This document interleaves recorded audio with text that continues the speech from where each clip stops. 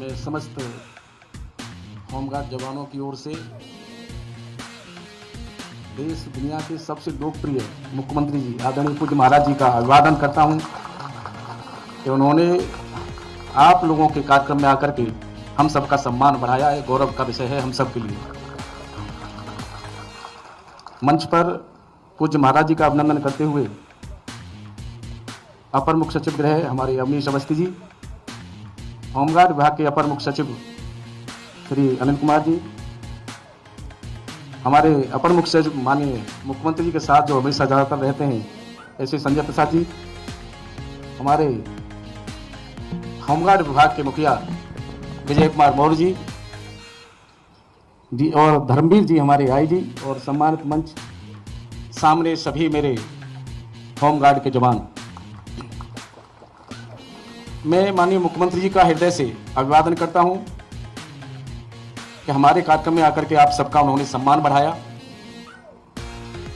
पिछले अगर कार्यकाल देखें माननीय मुख्यमंत्री जी का और इस समय का, तो आपके लिए ऐतिहासिक ये कार्यकाल रहा है।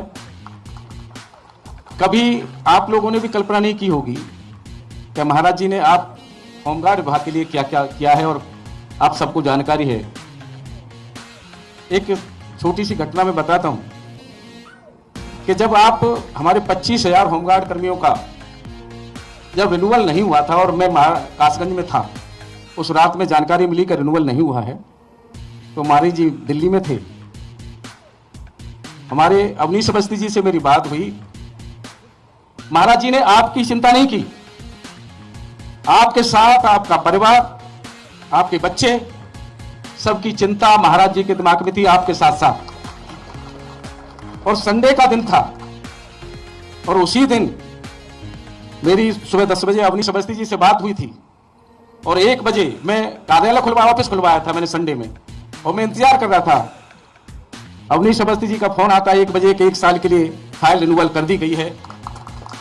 ये चिंता महाराज जी की आपके प्रति नहीं, आपके परिवार के प्रति भी थी, आपके बच्चों के प्रति थी कि अगर 25,000 होमगार्ड कर्मियों को ड्यूटी नहीं मिलेगी, इनके बच्चों की पढ़ाई लिखाई भोजन की व्यवस्था कैसे चलेगी, ये चिंता महाराज जी के मन में थी। और संडे के दिन ही फाइल करा दी। ये चिंता महाराज जी की आपके प्रति है, आपके प्रति सहानुभूति है।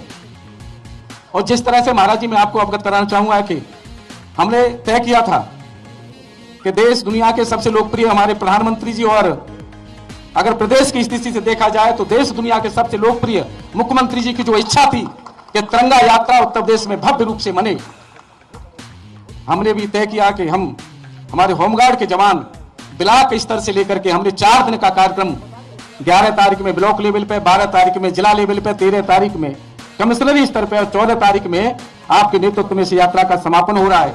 हमारे होमगार्ड के जवानों ने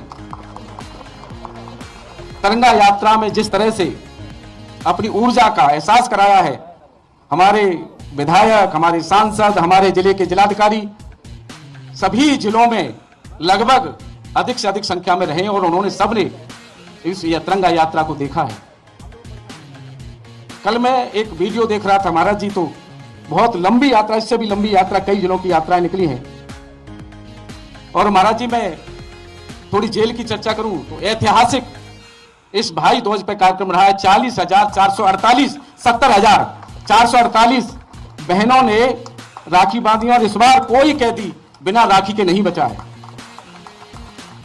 ये हमने तय किया था कि बैरक में कुछ बंदियों के राखी बंध जाएगी, अगर कुछ छूटेंगे तो उनके मन में मायूसी रहेगी कि मेरे परिवार का कोई नहीं आया, वो मायूस में रहे। हमने सभी जेल अधीक्षकों से कहा था कि ऐसी व्यवस्था हो कि सभी की राखी बंध जाए और जो भी बहनें आए उनकी बैठने की व्यवस्था, उनकी पानी की व्यवस्था, समुचित व्यवस्था, और हमारे सभी जेल अधीक्षकों ने सभी जिलों में अच्छे से व्यवस्था की है, बैठने की, पानी की, राखी बंधवाने की, रोड़ी की, तिलक की, सभी तरह की व्यवस्था उन्होंने की है। मैं सभी होमगार्ड जवानों की ओर से माननीय मुख्यमंत्री जी का जो आप लोगों के लिए आपके परिवार की चिंता करते हुए कई कार्य हमारे माननीय मुख्यमंत्री जी ने पिछले कार्यकाल में किए और इस में किए, मैं थोड़ा बताना चाहूंगा। पिछले कार्यकाल में माननीय मुख्यमंत्री ने प्रदेश में सुरक्षा सुनिश्चित करने के लिए जहां एक और होमगार्ड विभाग के 100% जवानों को सेवा अवसर प्रदान किया ही नहीं, दूसरे उनके ड्यूटी भत्ते में 2 बार वृद्धि की, 2 बार। प्रथम बार माह अगस्त 2018 में ड्यूटी भत्ते में वृद्धि को रुपया 375 प्रतिदिन से बढ़ाकर 500 रुपए किया था। पुनः 6 दिसंबर 2016 से ड्यूटी भत्ते को पुलिस कार्मिकों के न्यूनतम वेतन के समान अर्थात 600 रुपए, उसमें तत्समय और महंगाई भत्ता अलग जोड़कर निर्धारित किया था। एक ही कार्यकाल में 2 बार।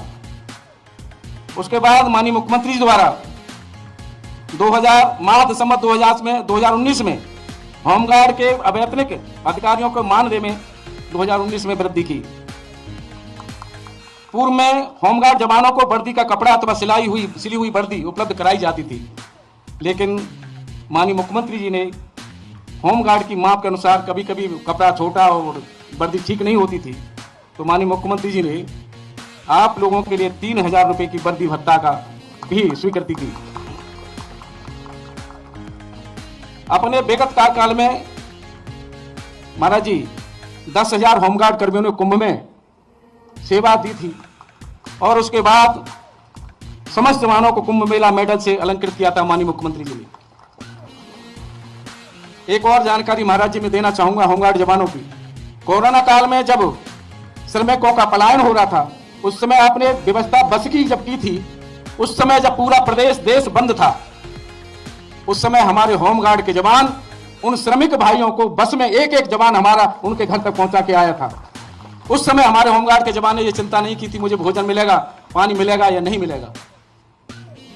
केवल आपका निर्देश का पालन हुआ और मैं समस्त होमगार्ड की ओर से एक धन्यवाद ज्ञापित करूंगा माननीय मुख्यमंत्री जी का। उन्होंने अभी कुछ दिन पहले ही एक आदेश दिया था 10,000 हमारे जो होमगार्ड के जवान ट्रैफिक व्यवस्था में लगेंगे।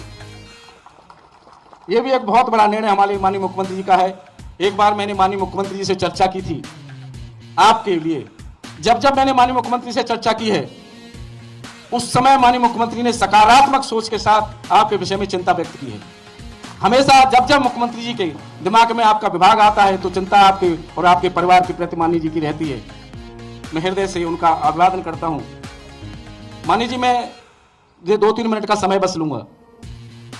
हमने जब वृक्षारोपण के समय पे 5 जून में हमने भी अपने होमगार्ड जवानों को लक्ष्य दिया था कि आप भी सभी एक एक जवान हमारा 5-5 पौधे लगाएगा, और सभी जवानों ने अपने घर पे जहां स्थान दिखा अपने मुख्यालय में 5 लाख माननीय जी पौधे का वृक्षारोपण उन्होंने किया था। हमारे जवानों ने गंगा दशहरा के अवसर पर मन में आया और हमने एक बीसी के माध्यम से सभी हमने होमगार्ड जवानों से कहा था कि वास्तविक गंगा स्नान हमारा जब भी माना जाएगा हम नदियों की अपनी ओर से भी सफाई का एक अभियान चलाएं, और सभी 50 जनपदों में नदियों में हमारे होमगार्ड जवानों ने सफाई का अभियान चलाया था।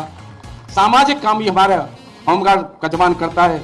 अभी परसों जब मेरी बैठक हो रही थी हमारे सभी के साथ, तो मैंने माननीय जी एक निर्देश और दिया है।